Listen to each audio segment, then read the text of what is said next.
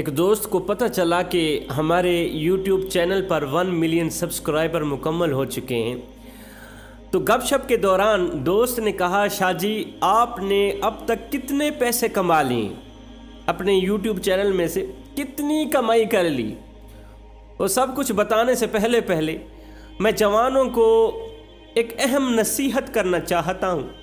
میں کہنا چاہتا ہوں، جوانوں، کامیابی ہمیشہ ان کو ملتی ہے جو اپنے ارادوں پر یقین کے ساتھ ڈٹے رہتے ہیں اور مسلسل محنت کرتے رہتے ہیں۔ جوانوں، کامیابی ایک دن میں حاصل ہونے والی چیز نہیں ہے، اس کے پیچھے سالوں کی محنت اور اپنے اللہ پر پختہ یقین شامل ہوتا ہے۔ آپ زندگی میں جو کچھ حاصل کرتے ہیں، اس کا براہ راست تعلق آپ کی سوچ سے ہوتا ہے۔ اپنے خیالات اور سوچ کو بڑا کر لیں، اپنے خیالات اور سوچ کو وسیع کر لیں، بڑا سوچیں، اچھا سوچیں۔ سوچ سے الفاظ بنتے ہیں، الفاظ سے اعمال بنتے ہیں، اعمال سے کردار بنتے ہیں، اور کردار سے ہی انسان کی پہچان بنتی ہے۔ قبلہ، کردار سے ہی انسان کی شخصیت بنتی ہے، کردار سے ہی انسان کی عزت بنتی ہے، کردار سے ہی انسان کا معیار بنتا ہے۔ انسان کا کردار سندل کے ایک درخت جیسا ہونا چاہیے جو خود پر کلہاڑی کی ضرب کھا کر بھی کلہاڑی کو خوشبو سے مہکا دیتا ہے۔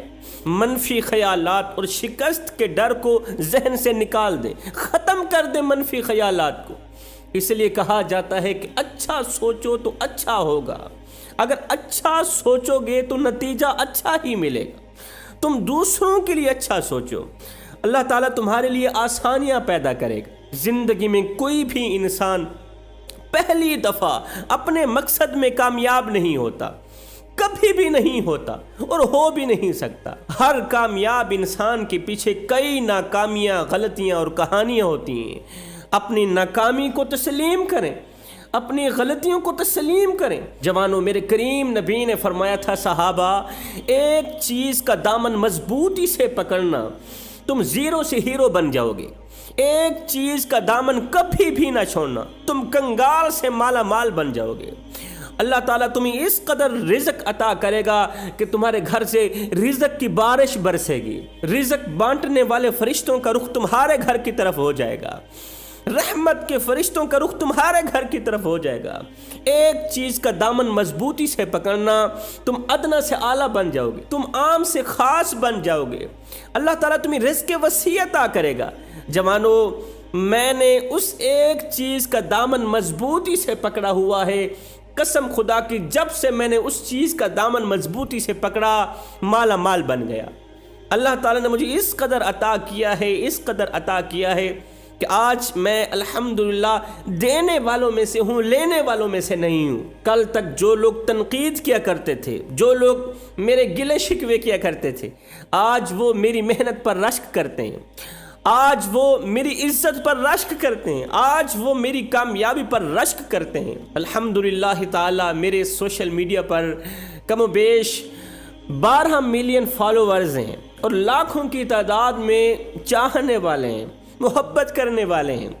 سوچیں، اگر کسی کے 2 ملین سبسکرائبر ہوں، 2 ملین فالوورز ہوں کسی بھی اکاؤنٹ کے، تو وہ چند ہی دنوں میں مالا مال بن جاتا ہے۔ اتنا کچھ سوشل میڈیا سے کما لیتا ہے کہ چند ہی دنوں میں کروڑ پتی بن جاتا ہے۔ اب جس کے 2 ملین فالوور تھے، وہ چند ہی دنوں میں مالا مال بن گیا، اور سوچیں جس کے 12 ملین فالوورز ہیں، کیا خیال ہے وہ کمائی نہیں کر سکتا، وہ اچھا خاصا پیسہ نہیں کما سکتا؟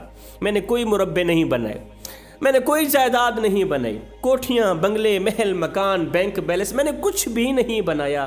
میں نے جو کچھ کمایا ہے، کم کمایا ہے، تو کم کمائی میں ہی مجھے سکون ملا ہے۔ اسی کم میں سے خود بھی کھایا ہے، اپنی اولاد کو بھی کھلایا ہے، اسی کم کمائی میں سے میں نے خدا کی مخلوق کو بھی کھلایا ہے۔ جوانوں، اگر سکون چاہتے ہو، امن چاہتے ہو، چین و قرار چاہتے ہو، اگر تم اپنی زندگی میں خوشحالی چاہتے ہو، تو زیادہ مال کمانے کی حرص میں نہ لگ جاؤ۔ زیادہ مال اکٹھا کرنے کی دھن میں نہ لگ جاؤ بھائیو۔ مال انسان کے لیے بے سکونی کا باعث بنتا ہے، دولت انسان کے لیے بے سکونی کا باعث بنتی ہے، ہر وقت ٹینشن لگی رہتی ہے، ہر وقت پریشانی لگی رہتی۔ میں نے اللہ سے 4 چیزیں مانگی ہیں، اللہ تعالیٰ نے اپنی رحمت کے صدقے، اپنے کرم کے صدقے 3 چیزیں بندہ ناچیز کو عطا کر دیں، اور ایک چیز مانگتا رہوں گا، مرتے دم تک مانگتا رہوں گا، اللہ تعالیٰ مجھے ضرور دے گا۔ موت کے وقت اللہ تعالیٰ وہ چیز مجھے ضرور عطا کرے گا جو چیز ابھی نہیں دی۔